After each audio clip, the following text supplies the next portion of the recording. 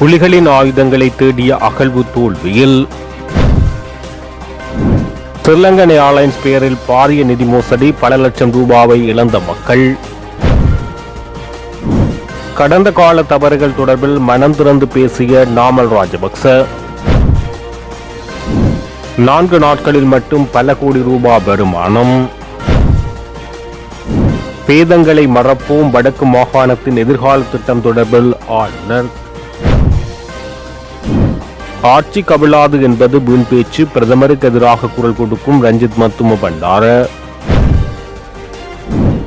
கொழும்பு திரும்பும் பயணிகளுக்காக இன்று முதல் விசேட போக்குவரத்து சேவை.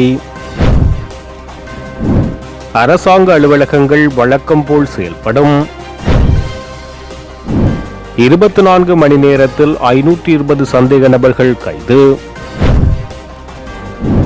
ஜனாதிபதியின் பங்கேற்புடன் 2026 எண்ணெய் தேக்கும் அரச விழா. பாதாள உலக குழு உறுப்பினரின் சகோதரர் டெல்லியில் கைது. தொடர்பான விரிவான செய்திகள். இனங்களுக்கு இடையிலான நல்லிணக்கத்தையும் சகோதரத்துவத்தையும் வலுப்படுத்தும் இந்த புத்தாண்டில் அனைவரும் ஒன்றிணைந்து வளமான வடக்கு மாகாணம் என்ற இலக்கை அடைவோம் என்று வடக்கு மாகாண ஆளுநர் வேதநாயகன் தெரிவித்துள்ளார். இயற்கையோடு இணைந்து சூரியனின் சுழற்சி அடிப்படையாக கொண்டு பிறக்கும் இந்த புத்தாண்டு எமது பண்பாடோடு பின்னி பிணைந்த உன்னத திருநாளாகும். தமிழ் மற்றும் சிங்கள மக்கள் இணைந்து கொண்டாடும் இப்பண்டிகை இனங்களுக்கு இடையிலான புரிந்துணர்வையும் சகோதரத்துவத்தையும் வலுப்படுத்தும் பாலமாக அமைகிறது. உலகளாவிய போர்ச்சூழலின் தாக்கம் எமது மக்களை நெருக்கடிக்குள்ளாக்கியுள்ள போதிலும் ஜனாதிபதி அனுகுமார திசாநாயக்கவின் சிறப்பான தலைமைத்துவத்தால் மக்கள் விரைவாக மூச்சு பெற்று வருகின்றனர். நாட்டு மக்கள் மீது மேலதிக பொருளாதார சுமைகளை சுமத்தாமல் இருப்பதற்கான காத்திரமான நிவாரணங்களை அரசு வழங்கியுள்ளது. கடந்த கால சவால் களிலிருந்து மீண்டெழுந்து வடக்கு மாகாணம் இன்று புதியதொரு எதிர்காலத்தை நோக்கி துரிதமாக பயணித்துக் கொண்டிருக்கிறது. விவசாயம், கடற்தொழில், கல்வி மற்றும் உட்கட்டமைப்பு என அனைத்து துறைகளிலும் நாம் அடைந்து வரும் முன்னேற்றங்கள் இந்த புதிய ஆண்டில் மேலும் பல மடங்கு சிறக்க வேண்டும். பேதங்களை மறந்து அனைவரது ஒன்றுபட்ட உழைப்பினாலும் அர்ப்பணிப்பாலும் வளமான வடக்கு மாகாணம் என்ற இலக்கை நாம் நிச்சயம் எட்டுவோம். நேர்மறையான சிந்தனைகளை மாகாணத்தையும் நாட்டையும் பொருளாதார சுபிட்சத்தை நோக்கி இட்டு செல்லட்டும். புதிய எதிர்பார்ப்புகளோடு பிறக்கும் இந்த புத்தாண்டு மக்களின் இல்லங்களிலும் உள்ளங்களிலும் மகிழ்ச்சியையும் ஒளியையும் ஏற்றட்டும் என தெரிவித்தார். மட்டக்களப்பு காத்தான்குடி போலீஸ் பிரிவுக்குட்பட்ட மண்முனை பகுதியில் உள்ள வீடொன்றுக்கு அருகில் உள்ள காணியில் விடுதலை புலிகளால் ஆயுதங்கள் மறைத்து வைக்கப்பட்டுள்ளதாக கிடைத்த தகவலுக்கமைய அகழ்வு பணிகள் முன்னெடுக்கப்பட்டன. மட்டக்களப்பு நீதவான் நீதிமன்ற நீதவானின் உத்தரவுக்கு அமைவாக இந்த அகழ்வு பணிகள் முன்னெடுக்கப்பட்டது. குறித்த நிலப்பரப்பில் சுமார் 20 அடி ஆழம் வரை அகழ்வு பணிகள் முன்னெடுக்கப்பட்ட போதிலும் அங்கிருந்து எந்தவொரு ஆயுதமும் கண்டெடுக்கப்படவில்லை என போலீசார் தெரிவித்தனர். இதனைத் தொடர்ந்து குறித்த குழி முழுமையாக மூடப்பட்டது. ஸ்ரீலங்கன் ஏர்லைன்ஸ் நிறுவனத்தின் பெயரை பயன்படுத்தி இணையதளங்களூடாக பொதுமக்களிடம் லட்சக்கணக்கான ரூபாய்களை மோசடி செய்யப்பட்டுள்ளதாக எச்சரிக்கப்பட்டுள்ளது. இந்த மோசடியில் ஈடுபட்டுள்ள கும்பல் குறித்து குற்றப்புலனாய்வு திணைக்களம் விரிவான விசாரணைகளை ஆரம்பித்துள்ளது. இது பாரிய நிதி மோசடி தொடர்பில் கொழும்பு பிரதம நீதவான் நீதிமன்ற குற்றப்புலனாய்வு திணைக்களத்தின் கணனி குற்றப்புலனாய்வு பிரிவினர் அண்மையில் விடயங்களை சமர்ப்பித்தனர். பாதிக்கப்பட்ட இருவர் செய்த முறைப்பாட்டின் அடிப்படையில் இந்த விசாரணை தீவிரப்படுத்தப்பட்டது. அதற்கமைய பமுனுகம பகுதியைச் சேர்ந்த ஒருவரின் வங்கிக் கணக்கில் சுமார் 55 லட்சம் ரூபாய் மோசடி செய்யப்பட்டுள்ளது. மேலும் கடபத்தை பகுதியைச் சேர்ந்த பெண்ணின் வங்கிக் கணக்கில் சுமார் 3.5 லட்சம் ரூபாய்க்கு அதிகமான பணம் இவ்வாறான போலி இணையதளம் மூலம் திருடப்பட்டுள்ளது.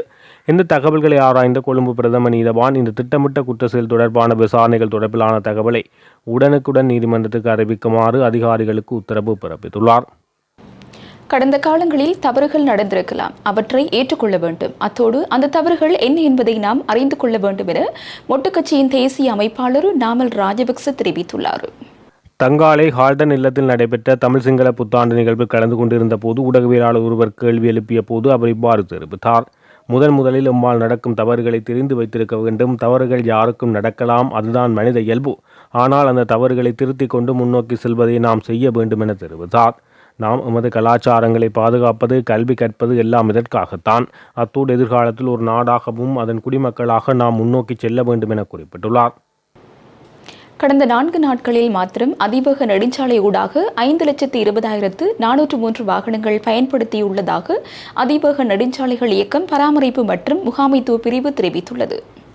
ஏப்ரல் 10 முதல் 13 வரையிலான காலப்பகுதியில் 19 கோடி ரூபாய் 61,19,425 ரூபாய் வருமானமாக ஈட்டப்பட்டுள்ளதாக பிரதிபலிப்பாளர் நாயகம் RAD ஹதப்பிட்டிய குறிப்பிட்டுள்ளார். சிங்கள மற்றும் தமிழ் புத்தாண்டு வாரத்தில் தமது சொந்த இடங்களுக்கு சென்ற மக்கள் அதிகளவு அதிவேக நெடுஞ்சாலைகளை பயன்படுத்தியமே இந்த வருமான அதிகரிப்புக்கு காரணமாகும். இதில் அதிகபட்ச வருமானம் ஏப்ரல் 10ஆம் தேதி பதிவாகியுள்ளதாக அவர் குறிப்பிட்டுள்ளார். அன்றைய தினம் மாத்திரம் 5,98,15,450 ரூபாய் வருமானம் ஈட்டப்பட்டுள்ளது.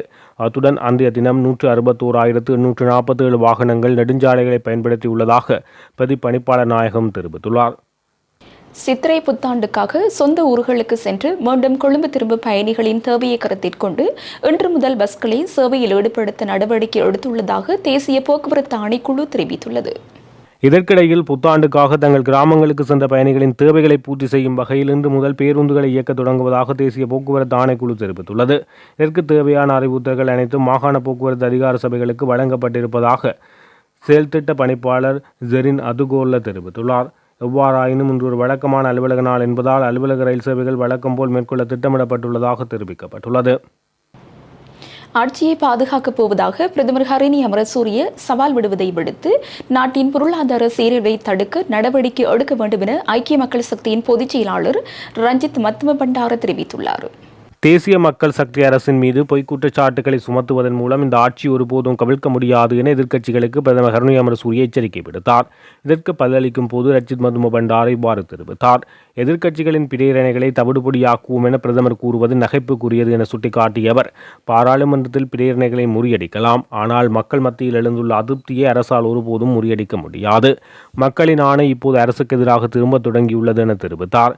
ஊழல் ஒழிப்பு மற்றும் பொருளாதார மறுசீரமைப்பு பற்றி பேசும் அரசு கடந்த சில மாதங்களில் மக்களுக்கு வழங்கிய வாக்குறுதிகளில் எதனையும் நிறைவேற்றவில்லை.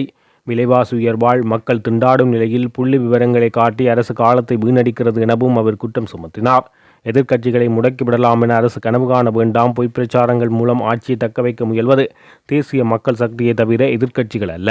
அரசின் தோல்விகளை தொடர்ந்து அம்பலப்படுத்துவோம் என்றும் அவர் உறுதியளித்தார். ஜனநாயக ரீதியான எந்தவொரு சவாலையும் எதிர்கொள்ள நாம் தயாராக இருப்பதாகவும் அரசு தனது அதிகாரத்தை தோரணையை விடுத்து மக்களின் பிரச்சினைகளுக்கு தீர்வு காண வேண்டும் என ரஞ்சித் மத்தும பண்டார வலியுறுத்தினார். நாட்டின் பெரும்பாலான பகுதிகளில் பிற்பகல் 1 மணிக்கு பின்னர் மழை அல்லது இடியுடன் கூடிய மழை பெய்யக்கூடும் என வளிமண்டலவியல் திணைக்களம் அறிவித்துள்ளது. வளிமண்டலவியல் திணைக்களம் இன்று வெளியிட்டுள்ள அறிக்கையில் இதனை தெரிவித்துள்ளது. மேல் மற்றும் சபுரமுக மாகாணங்களிலும் காலி மற்றும் மாத்தறை மாவட்டங்களில் சில இடங்களில் 50 மில்லிமீட்டர் அளவிலான ஓரளவு பலத்த மழை பெய்ய வாய்ப்புள்ளது. மேல் சபுரமுக, மத்திய மற்றும் வடமேல் மாகாணங்களிலும் அனுராதபுரம் மாவட்டத்திலும் பிற்பகல் 1 மணிக்கு பின்னர் ஆங்காங்கே மழை அல்லது இடியுடன் கூடிய மழை பெய்யக்கூடும் என வளிமண்டலவியல் திணைக்களம் குறிப்பிட்டுள்ளது. மத்திய சபுரமுக, வடமத்திய மற்றும் ஊவா மாகாணங்களிலும் காலி, மாத்தறை, வவுனியா மற்றும் குருநாகல் மாவட்டங்களின் சில இடங்களில் அதிகாலை வேளையில் மூடுபனி நிலவக்கூடும். இடியுடன் கூடிய மழை பெய்யும் வேளைகளில் தற்காலிகமாக வீசக்கூடிய பலத்த காற்று மற்றும் மின்னல் தாக்கங்களினால் ஏற்படக்கூடிய பாதிப்புகளை குறைத்துக் கொள்ள தேவையான முன்னெச்சரிக்கை நடவடிக்கைகள் மேற்கொள்ளுமாறு பொதுமக்கள் அறிவுறுத்தப்பட்டுள்ளனர்.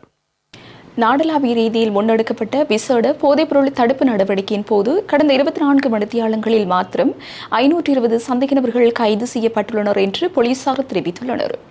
கைது செய்யப்பட்ட சந்தேக நபர்களிடமிருந்து 179 கிராம் கரோயின் மற்றும் 228 கிராம் ஐஸ் போதைப்பொருள் என்பன போலீசாரால் கைப்பற்றப்பட்டுள்ளது.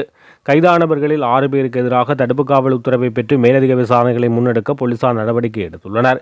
கைது செய்யப்பட்டவர்கள் சிலரது சட்டவிரோத சொத்துக்கள் மற்றும் வருமானம் ஈட்டும் முறைகள் குறித்து போலீசார் விசேட கவனம் செலுத்தியுள்ளனர். இது தொடர்பான மேலதிக விசாரணைகளை ஏற்கனவே ஆரம்பிக்கப்பட்டுள்ளது என தெரிவிக்கப்பட்டுள்ளது. போதைப்பொருள் கடத்தல்காரர்கள் மற்றும் விநியோகஸ்தர்களை கண்டறியும் நோக்கில் இந்த சோதனைகள் நாடளாவிய ரீதியில் விரிவுபடுத்தப்பட்டுள்ளன. கைது செய்யப்பட்ட ஏனைய சந்தேக நபர்களிடமும் போலீசார் தீவிர விசாரணைகளை முன்னெடுத்து வருகின்றனர். புத்தாண்டின் பாரம்பரியங்களுக்கு அமைவாக 2026 எண்ணெய் தேக்கும் அரச விழா ஜனாதிபதி அனுரகுமார திசாநாயக்கவின் பங்கேற்புடன் கண்டி வரலாற்று சிறப்புமிக்க ஸ்ரீ தலதா மாளிகை ஸ்ரீ மகாநாத தேவாலய வளாகத்தில் இன்று காலை நடைபெற்றது. மகா விகாரபங்சிங்க சியோமாபாலி மகாபீடத்தின் மல்பத்து மற்றும் அஸ்கிரி ஆகிய இரு பிரிவுகளின் மகாநாயக்க தேரர்கள் வழிகாட்டுதலுடன் சுகாதார மற்றும் வெகுஜன ஊடக அமைச்சு, ஆயுர்வேத திணைக்களம் என்பன இணைந்து சம்பிரதாய முறைப்படி இந்த நிகழ்வை ஏற்பாடு செய்தது. இன்று காலை வரலாற்று சிறப்புமிக்க ஸ்ரீ தலதா மாளிகைக்கு சென்று மத வழிபாடுகளில் ஈடுபட்ட ஜனாதிபதி பிறந்துள்ள சிங்கள மற்றும் தமிழ் புத்தாண்டுக்கான ஆசீர்வாதம் பெற்ற பின்னர் 2026ஆம் ஆண்டுக்கான எண்ணெய் தேர்க்கும் அரச விழாவில் கலந்து கொண்டார். மத வழிபாடுகளை தொடர்ந்து இன்று காலை 6:55 மணிக்கு சுப நேரத்தில் அஸ்கிரிய பிரிவின் மகாநாயக்க தேரர் அதிவணக்கத்துக்குரிய பராக்குட ஸ்ரீ ஞானரத்ன தேரர் அவர்களின் ஜனாதிபதி உள்ளிட்ட குழுவினருக்கு முறைப்படி எண்ணெய் தேய்க்கும் சம்பிரதாயத்தை முன்னெடுத்தார். இதன்போது மகா சங்கத்தினர் செத்பிரித் பாராயணம் செய்து ஜனாதிபதி உள்ளிட்ட நாட்டு மக்களுக்கு ஆசீர்வாதம் வழங்கினர். இதேவேளை எண்ணெய் தேய்க்கும் சம்பிரதாயத்துக்காக தலதா மாளிகை வளாகத்துக்கு வருகை தந்திருந்த மக்களிடையே சென்ற ஜனாதிபதி அவர்களின் நலன்களை கேட்டறிந்து சுமூகமான கலந்துரையாடலில் ஈடுபட்டார். இதன்போது அங்கிருந்த மக்கள் பிறந்துள்ள புத்தாண்டுக்காக ஜனாதிபதிக்கு தமது வாழ்த்துக்களை தெரிவித்தனர். மல்வத்து பிரிவின் அனுநாயக்க தேரர்களான நியங்கொட விஜயதிசு தேரர், திம்புல கும்புரே விமல தர்ம தேரர் மற்றும் அஸ்கிரி பிரிவின் அனுநாயக்க தேரரான வெண்டருவே உபாலி தேரர், நாரம்பனாவே ஆனந்த தேரர் உள்ளிட்ட மல்வத்து அஸ்கிரி இரு விகாரிகளதும் மகா சங்கத்தினர், சுகாதார மற்றும் வெகுஜன ஊடக அமைச்சர் வைத்திய நலிந்த ஜெயதிச, புத்த சாசன சமய மற்றும் அலுவல்கள் பிரதி அமைச்சர் கமகேத திசாநாயக்க, போக்குவரத்து மற்றும் நெடுஞ்சாலை பிரதி அமைச்சர் பிரசன்ன குணசேன, மத்திய மாகாண ஆளுநர் பேராசிரியர் SBS அபயகோன் உள்ளிட்ட அரசு அதிகாரிகள் பலர் இந்த நிகழ்வில் கலந்து கொண்டனர். பிரபல பாதாள உலகக்குழு உறுப்பினர் கரந்தனிய சுத்தா என்பவரின் சகோதரர் இந்தியாவில் கைது செய்யப்பட்டுள்ளார். இந்தியாவின் புதுடெல்லி விமான நிலையத்தில் வைத்து குறித்த நபரை இந்திய அதிகாரிகள் கைது செய்துள்ளனர். வேறொரு நாட்டுக்கு தப்பிச் செல்ல முயன்ற நிலையில் குறித்த நபரை அதிகாரிகள் கைது செய்தனர். சந்தேக நபருக்கு எதிராக கொலைகள் மற்றும் போதைப்பொருள் கடத்தல் உள்ளிட்ட பல்வேறு குற்றச்சாட்டுகள் சுமத்தப்பட்டது. அண்மைய நாட்களில் வெளிநாடுகளில் பதுங்கியிருந்து குற்ற செயல்களை முன்னெடுத்து வந்த பல பாதாள உலக குழு உறுப்பினர்கள் கைது செய்யப்பட்டு நாட்டுக்கு அழைத்து வரப்பட்டுள்ளனர் என்பது குறிப்பிடத்தக்கது. கைது செய்யப்பட்ட சந்தேக நபரையும் நாட்டுக்கு அழைத்து வர அதிகாரிகள் நடவடிக்கை எடுப்பார்கள் என எதிர்பார்க்கப்படுகிறது. இத்துடன் ஜெஃப்னா கிளரியின் மதிய நேர பிரதான செய்திகள் நிறைவடைகின்றன. மேலதிக செய்திகளை அறிந்து கொள்ள www.jeffnaclery.lk என்ற இணையதளத்தின் ஊடாக இணைந்து கொள்ளுங்கள்.